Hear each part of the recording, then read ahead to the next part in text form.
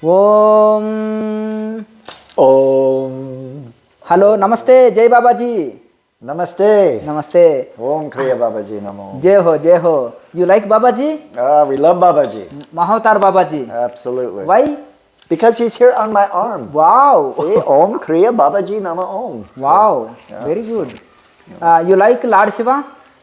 I love Lord Shiva. Wow. I feel very... Your all statues Lord Shiva. I have statues. over here Lord Shiva. Wow. So this is Papa, and then this is Mother Durga. Mother, wow. This is Mama, so Mama and Papa. Yes. You know, Big Mama, Big Papa. Parvati Mata is your mother and Lord Shiva is your father. Wow. There you go. But I think that's for everybody. Some people know, and some people are learning. Very good. You like India? I love India. Wow. Why? Why like India? Well, when I first came here in 1999, I was taken by a group of sadhus, and then they told me I was a sadhu, and I looked at them and said, "What is a sadhu?" I didn't know. So they said that I was a yogi of the Himalayas in my previous births. So coming here was like coming home. Yeah. It was something that you could feel inside of you. Yeah. Yeah. So how did it all started then? It all started, I was going to somebody's house, and they said to me, kind of funny, I was looking for some weed actually. Yes, you were. And the person said to me, well, funny you're here, we have the living Grand Master of Shaolin. The highest Grand Master in the world is coming here to give us a lecture on Qi and meditation. Would you like to stay? And I went, ooh, I felt like bubbling inside my body. I took martial arts because of the show Kung Fu as a kid. I used to watch it religiously. To be able to watch a story of somebody that was righteous, somebody that stood up for the poor, somebody that was there to protect the poor, give food to the poor. It lit me up like a Christmas tree as a child. So I used to watch the show, and it was like back in cowboy days in America. So basically, the monk was, he was always like, had wise words, and he never wanted to fight, but it always got to the fight. So every show was, at the end of the show, was cowboys would be flying, but basically that was how I started. So I learned from him, and 2 weeks afterwards my third eye opened, and I was meditating 6 hours a day from that point, and utter bliss and opening up to other dimensions. And I couldn't speak. It made no sense because I had no training. So all my friends thought I was crazy. People that knew meditation, they knew that I was transforming, and people that didn't know, they thought I was crazy. This went on for almost 2 years, and then I had a vision of Lord Shiva. He came as dancing Nataraj, and he said, "It is time for you to go to India." And I just was in bliss looking at him, and then he said, "You quit your job, and you'll be there in 2 months." And next day, I vibrated for 3 days, and I did. I quit my job, and I started telling some people what happened. And first person I told said, "You're crazy. How are you going to go to India? You got no money. How are you going to do this?" But by the end of the week, I had somebody bought my plane ticket, gave me $1,000. I got my passport, got my visa, lived on the money for the next 2 months, and then I had $100 left, and a friend of mine who's a Latino soap opera star had bought us a van, and he called me and said, "I understand you're going to India. What are you going to do with the van?" I had an NGO helping poor children in the ganglands of LA, and working for another one also. I said, "Well, I'll park the van." He said, "Nope, sell it. You'll have money for India." I sold it. 3 days later, I got on the plane with $5,000. I came here to India. I spent every penny on the poor. And by 10 months, I had no money. And then I got to see how India took care of me. Everywhere I went, there was somebody to give me whatever I needed. It was miraculous. It was really quite amazing.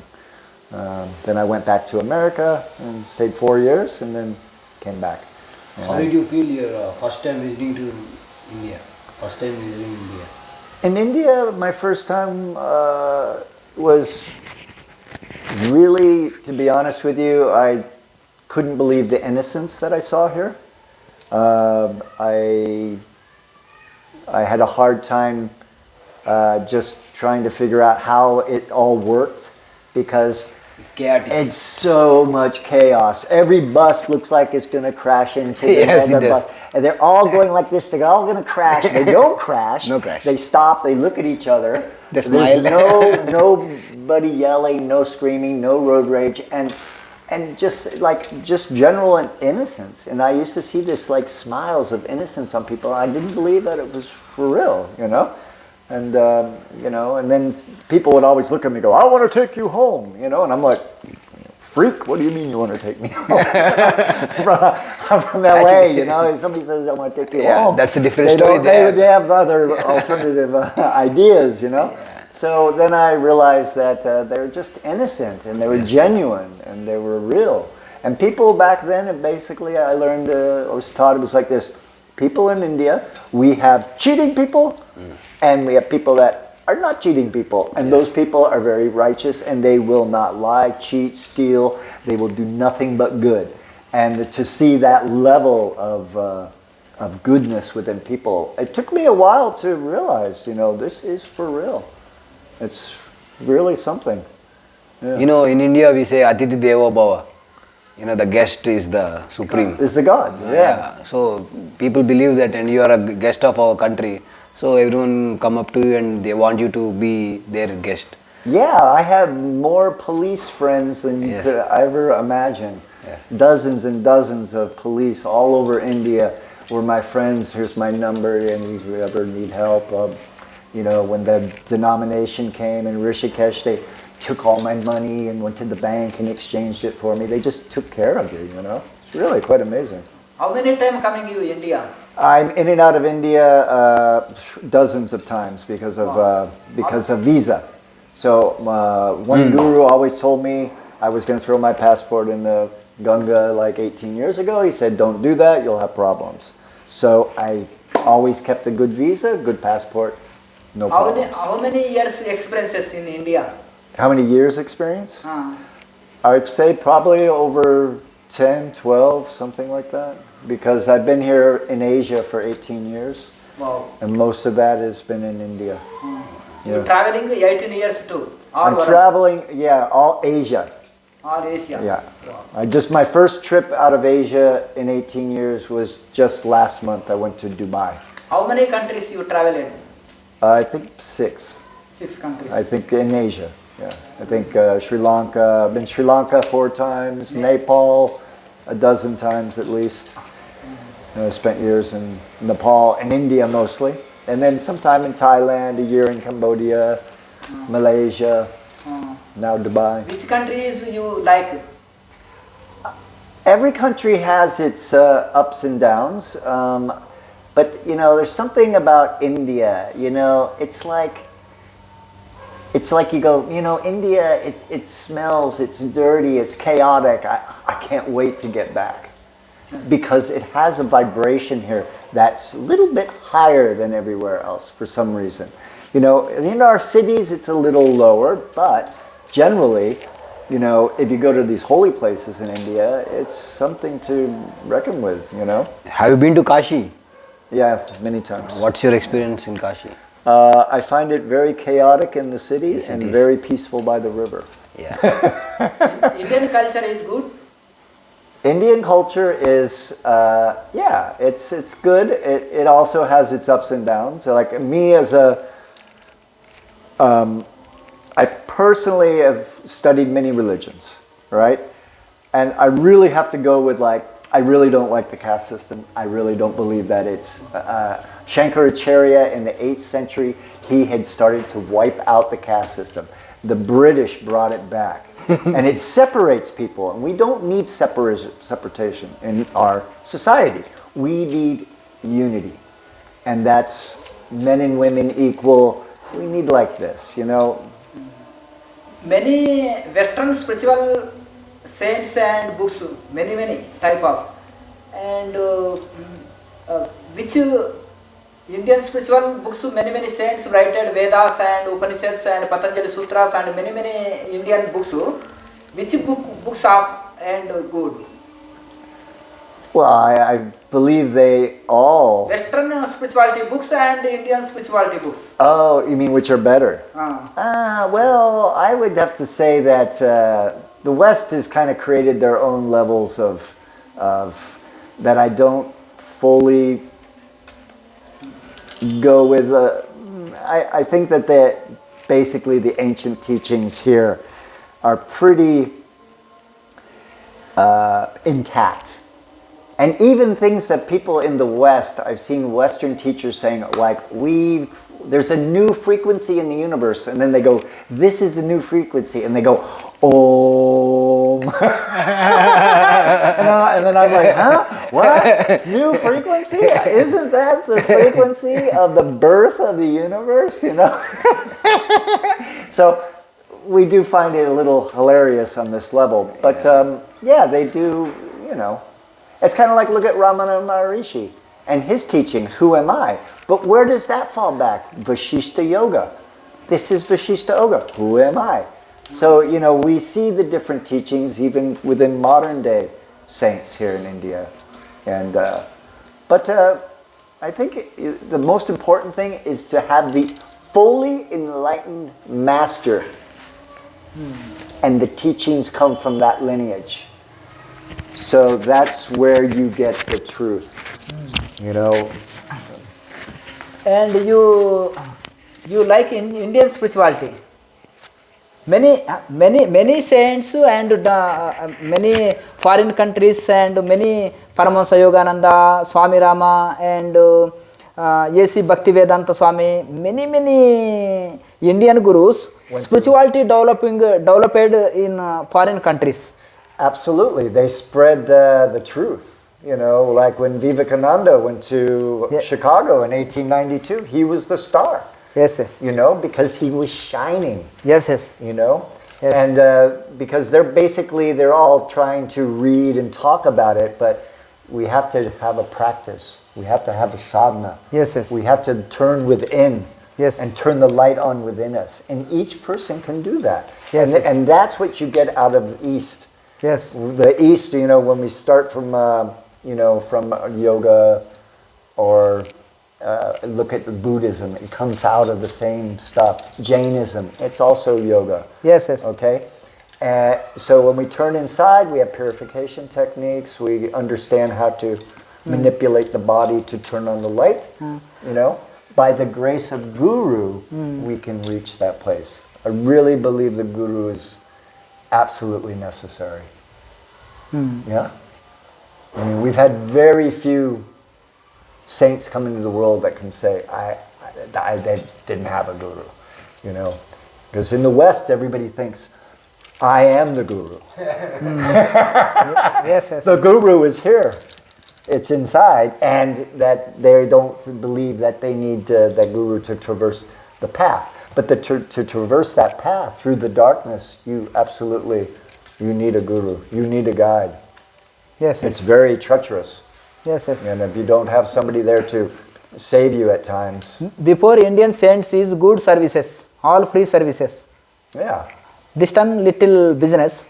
Well, yeah, Rishikesh is all business, you know, and but you know, your ashram is you know, living by the old ways, and we really appreciate to see an ashram where you're offering free yoga and free food and. Yes. I inspiring and Indian great saints, old saints. Right. I inspiring. Yeah. And okay, you and Paramahansa Yogananda, Kriyayoga very and good developing and America.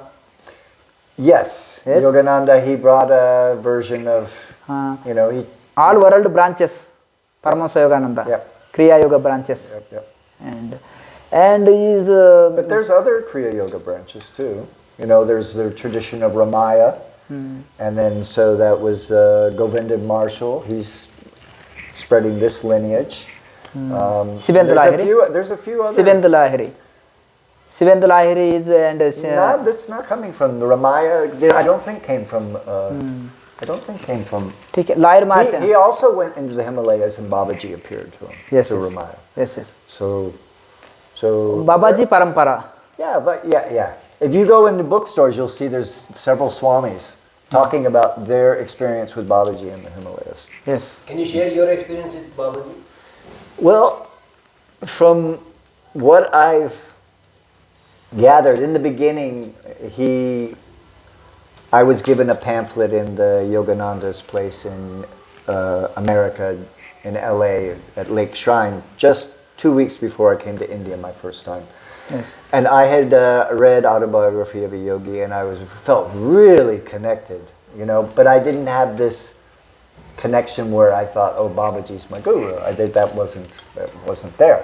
But the little old man in the bookstore, when he heard I was going, he ran in the back and came back with a pamphlet that was 10 years old. He gave it to me. I went home, I read it. Something in there sparked me and said, Babaji is your guru. Right? So, but what Babaji has always did, I would chant his mantra for years. He took me to other gurus. He took me to Grandmaster Fu, who's a grandmaster out of China. He was, when he'd go out in the parks in China to teach Qigong, 100,000 people would come out. This guy was really, when I walked in the room and saw him, I just saw balls of light going off his head. He was really something, or he is. He's teaching today in Beijing. So, but he brought me around to other teachers, This time and Western peoples, many peoples, Indian spirituality like and yoga, meditation and Vedanta, many youth and old peoples, everyone, many more people like and Indian spirituality. People are waking up. I'm a healer 22 years, and just before, the year before lockdown, I started feeling everybody's energy body out here. Now, as a teacher, I would teach, my students would come, and when they start to move out, they start to be a little more conscious, and then I would teach them to open up their energy, right? If I teach people today, I'm teaching them to bring the energy in. Because on the planet right now, consciousness is unfolding. So our energies are coming out. So it was kind of funny when the lockdown came and they said, oh, stay 2 meters away from everybody. So everybody's now, our energy bodies were connecting, and then now everybody has to stay. I was like, oh, that's interesting.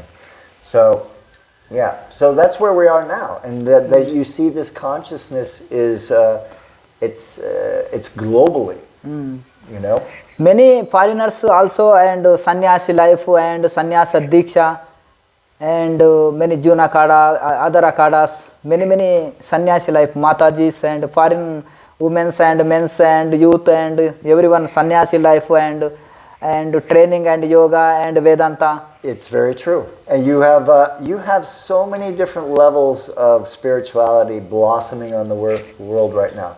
I mean, if I go to Kopangan in India, everybody's a different kind of coach. See, so they're also having their own experience, but it's a whole different reality. There's like really no big guru that's kind of, I think Babaji kind of oversees.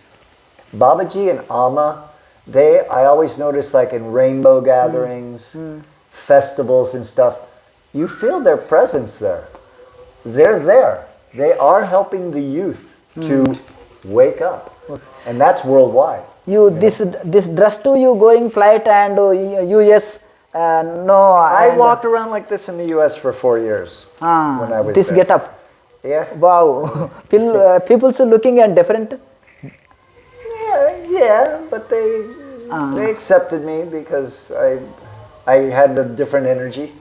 They say, "Oh, I like your energy." Okay, your spiritual guru is thinking that people's thinking. They weren't saying like that, but they were just, I was just who I was. I was mostly in Venice Beach, so Venice Beach has it's an artsy community, so lots of people with dready, we had like a African shaman there. We had lots of dready people there. We had lots of people We had one Swami Jet lag from many South people. India there. You know, we had Yes. we had a lot of spiritual people around. So I was very easily accepted. You rainbow peoples and Western peoples, many rainbow peoples, rainbow spiritual peoples. Yeah, rainbow gathering is it has a very very strong energy when you go to the rainbow gathering. I had many children. I went to nationals, and 18-year-old children come up to me and just start crying.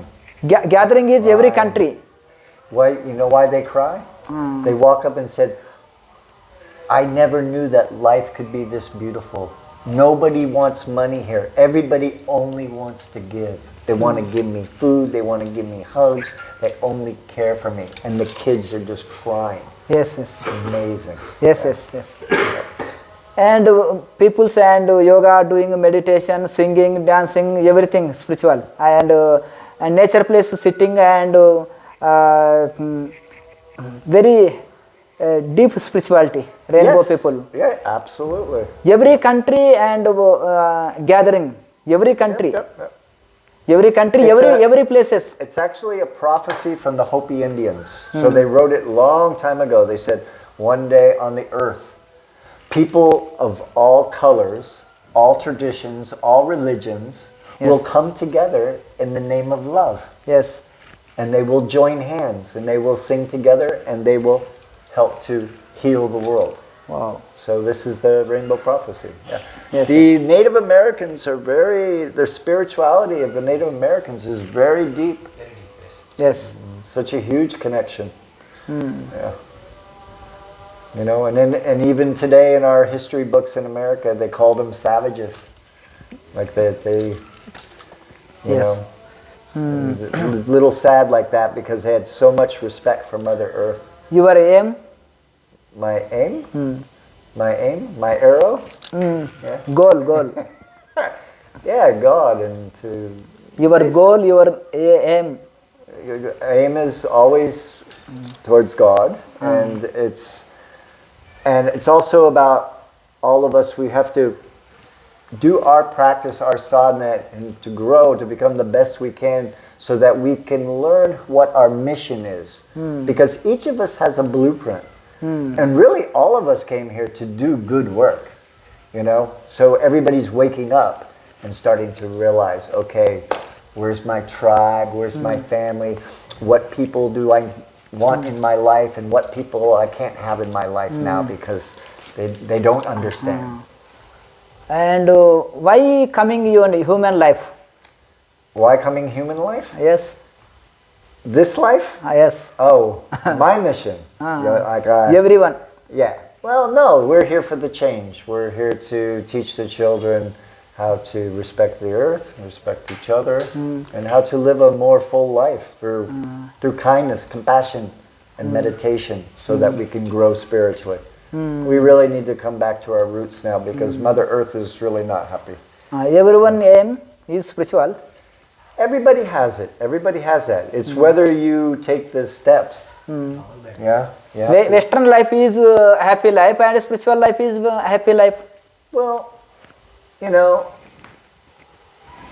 just because you have a lot of money isn't going to make you happy. You know, I see lots of, the happiest people I've met on earth are the people out in the villages, milking the cow, farming the land. Yes. And it's been in not just India, but in Nepal, in Thailand, in Sri Lanka, Cambodia, the people that were, I see them farming the land, 60 years old, they got a six-pack, they're strong, Yeah. they're happy, yeah. They're like connected to the nature. They're connected to the earth, When you're farming the land, you're always watching the weather. So you're always paying attention to mother and father, Yes. And Very good experiences, Baba. You and connected and Lord Shiva. Lord Shiva, yes. Your goal is Lord Shiva. I feel... moksha. Your goal is moksha. Yes, we are meditating on the blessings of Lord Shiva and Mother Parvati. Basically, that's the feminine and the masculine energy of the universe that coexists everywhere and in everything. Wow. And when we can make that accumulates in us, our kundalini rises, and then we can become one. No more duality of the mind, and then we're one with everything. So, and then, but not to waste, to achieve that goal, and then not to waste 1 nanosecond to come back into the world, to be a beacon of light for others, to help them on their path. Yeah. Yes. Yeah. धन्यवाद बाबा जी. जय हो. धन्यवाद. Dhanyavad. Om Namah Shivaya. ओम नमः शिवाय. Om Kriya Babaji Namo Om.